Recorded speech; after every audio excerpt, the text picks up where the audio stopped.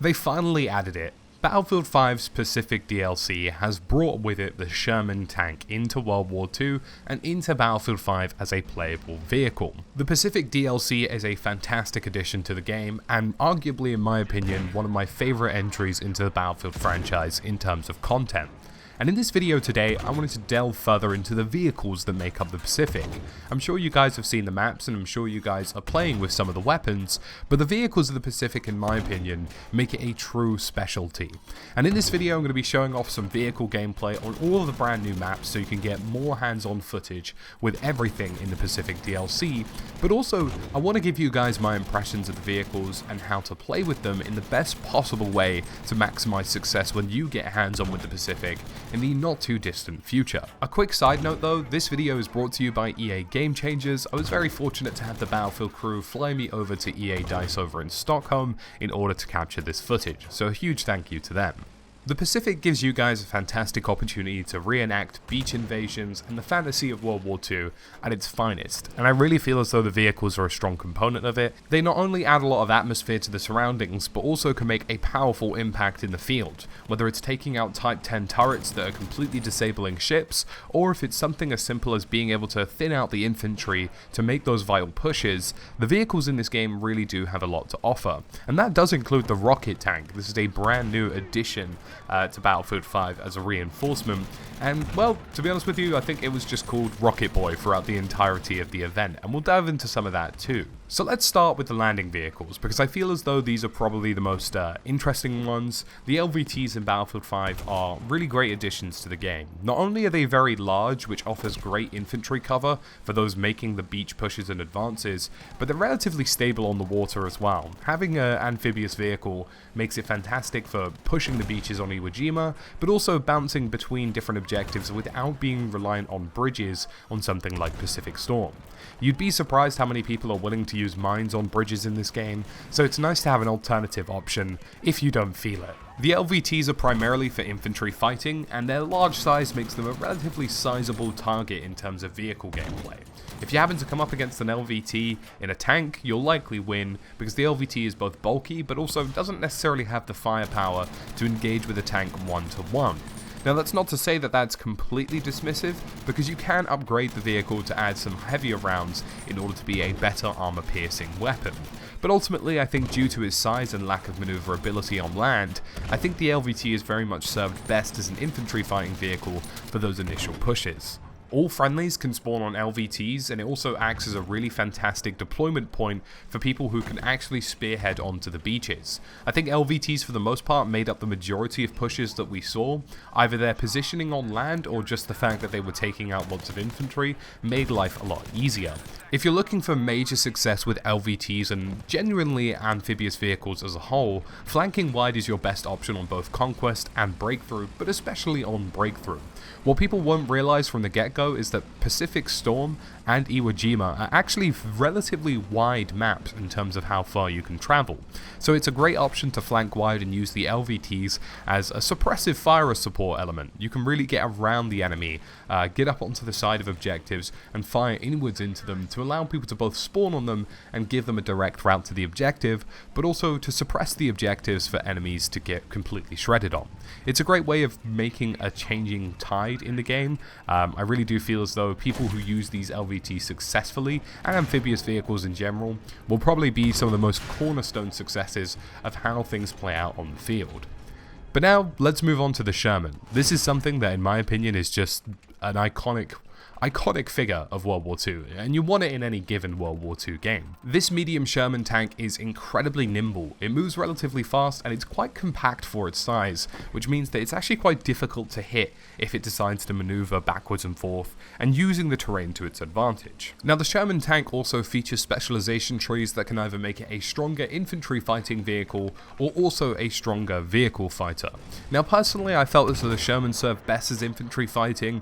Again, this is one of those things where it's purely subjective, but for me, due to the fact that the Type 97s are also not particularly strong, which is the Japanese tank, the Sherman for me was really serving best as taking on infantry, as I'm sure you're seeing in a lot of this gameplay. It's very fast, very nimble, and surprisingly can actually soak up a reasonable amount of damage.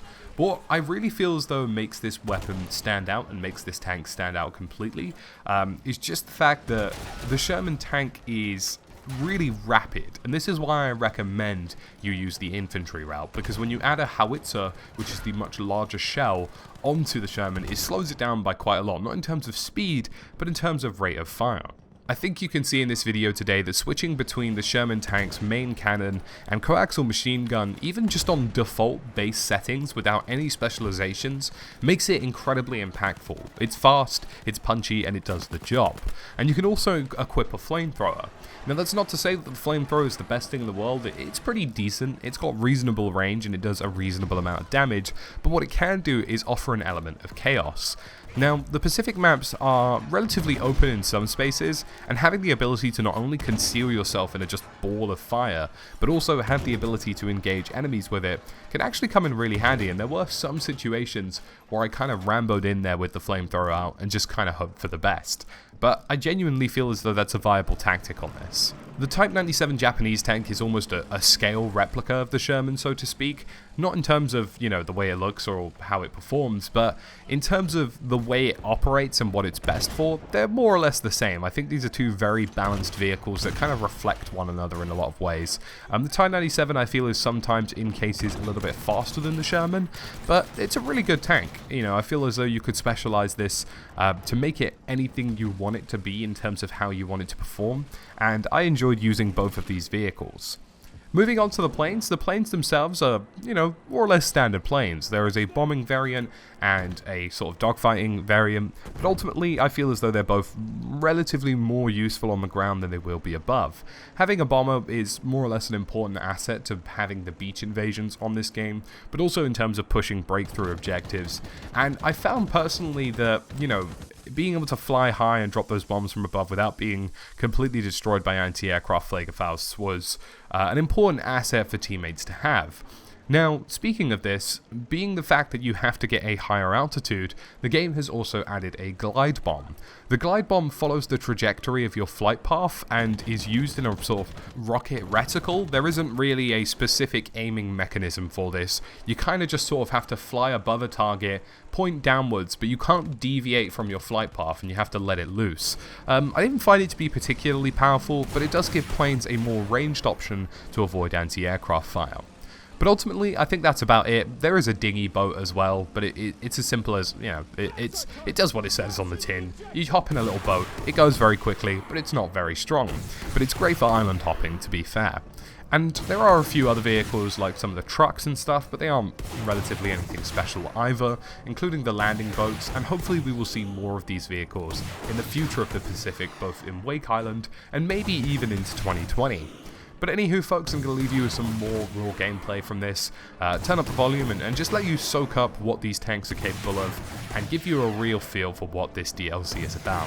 I hope you guys have enjoyed this video. Feel free to smash that like button, hit that subscribe button, and I will see you guys again in the next one, which, again, there'll be plenty of Pacific content.